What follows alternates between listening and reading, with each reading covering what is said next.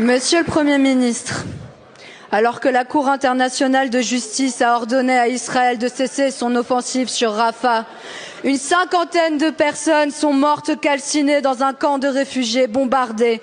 Un enfant a été décapité. L'hôpital de Rafah a cessé de fonctionner et les chars viennent d'entrer dans la ville. Cela va faire 8 mois que le monde regarde 2 millions de personnes vivre en enfer. En enfer car elles sont enfermées, sans eau, sans nourriture, sans médicaments, bombardées. Les victimes de cet abattoir à ciel ouvert se filment en temps réel. Hunger Games n'est plus seulement un divertissement, c'est la réalité dans le téléphone de nos adolescents. Bientôt 8 mois et vous n'avez pris aucune sanction contre les assassins.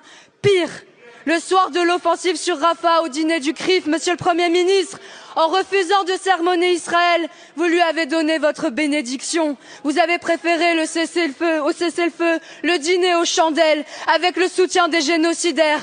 La porte-parole du gouvernement se prenait en selfie avec un des influenceurs de l'armée israélienne, perdant son dernier Instagram de dignité, alors que la Norvège, l'Espagne, l'Irlande reconnaissent aujourd'hui l'État palestinien. Vous osez placer la France dans le camp des complices.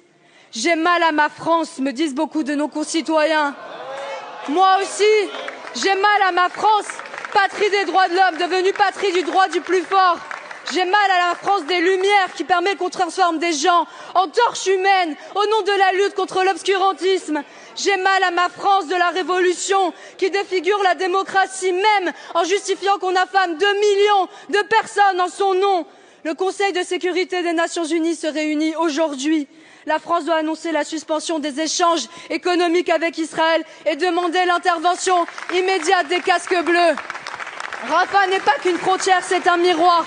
Si vous ne le faites pas, ma question, Monsieur le Premier ministre, c'est comment vous pourrez vous regarder dans une glace? Merci, Madame Dufour.